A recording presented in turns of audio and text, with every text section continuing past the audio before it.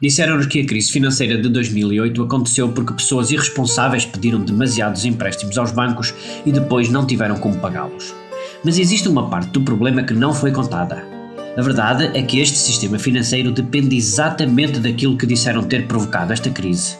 Ou seja, depende de um contínuo crescimento da dívida e por isso foi esta a solução adotada para esta crise. Também é por isso que os analistas já acham altamente provável que estejamos nos primórdios da próxima crise financeira. Basta usar a internet para saber que algo está a acontecer. Mas o melhor de tudo é que se nos esforçarmos o suficiente, podemos acabar numa sociedade muito melhor do que a que temos agora. Eu não sou um especialista, mas sou uma pessoa interessada e passei os últimos anos a estudar este tema. Realmente acho que todos deviam saber o que está a acontecer, compreender os riscos e as oportunidades. Isto é não só justo, mas é necessário para manter a nossa sociedade. Mas vamos ver como o sistema financeiro realmente funciona. É comum acreditar-se que os bancos emprestam as poupanças dos seus depositantes. Se assim fosse, isto teria incentivado um sistema financeiro bastante estável. Em vez disso, nós temos o que é chamado o sistema de reservas fracionário. Isto significa que os bancos podem emprestar quase todo o dinheiro que nós estivermos dispostos a pedir-lhes emprestado, muito mais do que têm em depósitos. Por exemplo, quando alguém deposita 100 euros, o banco pode emprestar 90 euros adicionais a outra pessoa. Agora temos 190 euros, onde antes costumávamos ter 100. Como os 90 euros emprestados também serão depositados, então 81 euros adicionais podem ser emprestados novamente. Desta forma, o dinheiro original acaba sendo multiplicado entre 10 a 100 vezes. Isto parece uma loucura, mas a verdade é que menos de 5% do dinheiro na economia são notas reais. Isto é, mais de 95% do dinheiro são números em computadores criados como dívida a partir do nada. Este sistema aumenta rapidamente a quantidade de dinheiro em circulação na economia, o que alimenta o crescimento económico, permitindo que a maioria consiga pagar as suas dívidas com juros. Mas só enquanto a economia continuar a crescer. Uma das razões por que isto não pode continuar a acontecer deve-se em grande parte à enorme dependência dos combustíveis fósseis baratos. Quando começamos a extração de petróleo, este era fácil de encontrar e estava perto da superfície, mas temos estado a perfurar intensamente há cerca de 150 anos. E petróleo já não é fácil de encontrar agora. Temos que perfurar grandes distâncias através de terra e oceano usando tecnologia cara e arriscada. Esta extração costumava custar um barril de petróleo para cada 100 novos barris extraídos. Hoje em dia, um barril de petróleo só nos extrai cerca de 10 novos barris e o custo está a aumentar. Isto significa que não há mais petróleo barato. A verdade é que tem sido fácil esquecer que vivemos num planeta com recursos finitos. E nós sempre optamos por extrair em primeiro lugar os recursos mais fáceis, enquanto usávamos mais e mais recursos. Naturalmente, o uso de recursos finitos tem um pico e depois diminui à medida que a sua extração fica mais difícil e mais cara.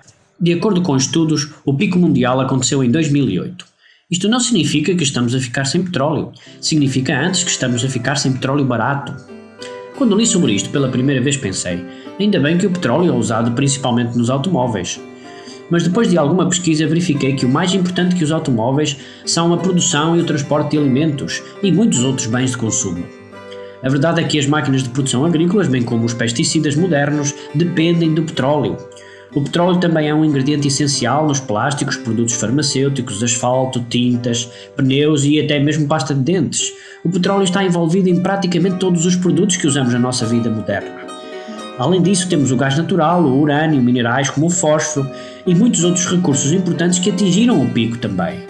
Em bom rigor, nós não só temos danificado o ambiente tão fortemente que agora somos assolados cada vez mais frequentemente por desastres naturais, como também temos dilapidado a maior parte dos recursos não renováveis. Tudo isto para nos permitir viver neste mundo high-tech. É como se estivéssemos a queimar as paredes da nossa própria casa para nos mantermos quentes. Isto não pode continuar para sempre. De qualquer forma, independentemente do pico do petróleo, parece que estamos a caminhar a passos largos para uma nova crise global, apenas devido ao fenomenal acumular das dívidas soberanas. As últimas estimativas para o total das dívidas mundiais está em cerca de 150 trilhões de dólares. Muitos esperam que isto vai equilibrar de alguma forma, mas não. Isto é o que os governos devem a bancos privados e aos seus investidores. Até agora, todos estes empréstimos têm empurrado o preço de ativos como casas e ações para cima. Isto tem sido possível numa economia em crescimento, pois As dívidas e os juros podem ser pagos de volta aos bancos. Mas quando as dívidas finalmente ficam incontroláveis, como aconteceu na Grande Depressão e em 2008, os preços de ativos vão para baixo. Como os bancos estão sobrecarregados com créditos, eles emprestam menos, e porque os indivíduos, empresas e os países também estão sobrecarregados, as falências tornam-se inevitáveis e mais frequentes. Tanto as falências como a redução em créditos reduzem a quantidade de dinheiro em circulação na economia, o que significa menos dinheiro perseguindo os mesmos bens e ativos. Isto leva a uma queda no preço dos ativos, chamada deflação.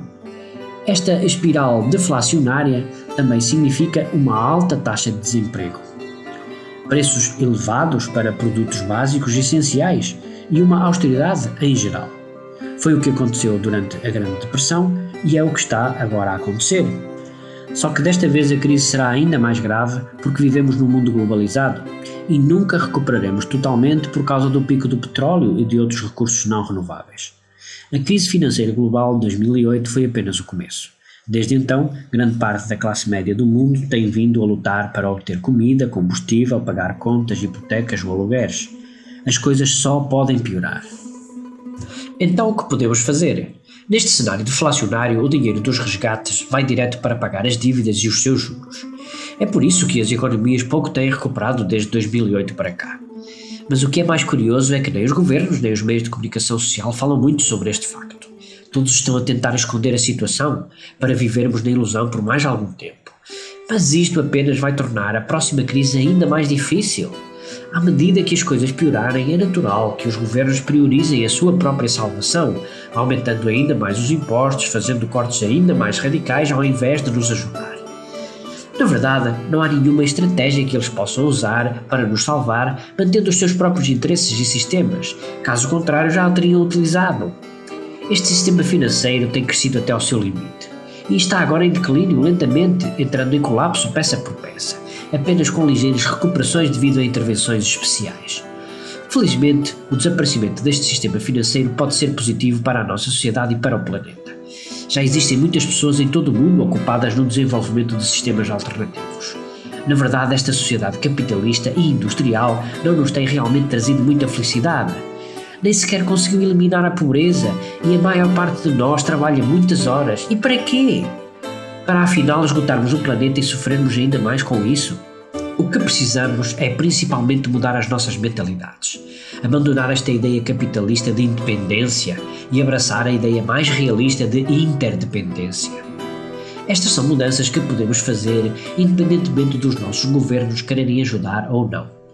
Existem alternativas para além do capitalismo, e não estou a falar do comunismo. Ambas presumem um sistema industrial que já não é viável ou desejável num planeta com cada vez menos recursos. Se não fizermos nada, vamos acabar com terríveis condições de vida e potencialmente com uma nova onda de conflitos globais.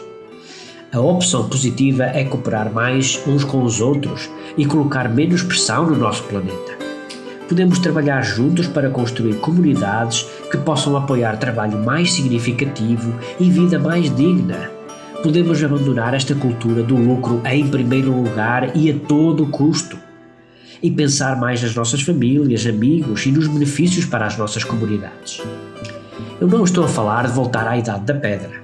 Existem pessoas a trabalhar em formas de viver sem uma economia industrial há mais de 40 anos. Por exemplo, a permacultura é um método holístico para planear e manter vilas, aldeias e comunidades ambientalmente sustentáveis, socialmente justas e financeiramente viáveis.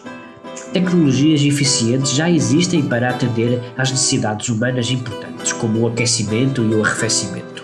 Moedas locais, que são mais estáveis e menos suscetíveis à especulação, estão já a ser utilizadas por todo o mundo. Estes grupos e comunidades de transição são esforços preparatórios importantes para implementar novos sistemas humanos, como sistemas de produção distribuída focados em ter o que precisamos onde precisamos, usando tecnologias eficientes como as impressoras 3D. Há até pessoas a trabalhar em versões simplificadas da internet que podem ser usadas caso a internet atual seja desativada, como se prevê. Estes são apenas alguns exemplos dos esforços em curso e podemos encontrar grupos destes a trabalhar para descobrir formas positivas e viáveis para todo o tipo de problemas humanos. Trabalhando juntos, podemos efetivamente criar um mundo melhor. Realmente, a minha esperança é que, à medida que este sistema financeiro se for desmoronando, estejamos informados e preparados com projetos e comunidades ativas, para que, quando as condições piorarem ainda mais, possamos já ter alguma proteção. Precisamos compartilhar estas ideias junto com as tecnologias simples e sustentáveis necessárias para sobrevivermos quando tivermos que produzir comida e muitas outras coisas localmente. Durante crises económicas e financeiras, as coisas nunca são fáceis para a maioria. E os especialistas esperam que a próxima crise seja a maior do que todas as anteriores. Na verdade, existe uma forte possibilidade que o próximo período de austeridade imposta leve a uma exploração humana sem precedentes, eventualmente junto com uma ascensão de fascismo ou até mesmo a uma terceira guerra mundial. O facto de que desta vez alguns de nós estamos cientes do que está a acontecer e estamos a preparar-nos o mais possível são pontos importantes a nosso favor. Todos temos necessidades básicas e de segurança a satisfazer e no fundo estamos todos no mesmo barco, no sentido em que todos podemos fazer escolhas em relação ao futuro. Por isso é importante investigar e verificar por nós mesmos alguns destes temas. Se o fizermos, podemos decidir melhor que tipo de futuro queremos e começar a tomar medidas para que isso aconteça. Quanto mais pessoas começarem agora, mais provável é que a transição seja justa e pacífica, e talvez até emocionante e promissora.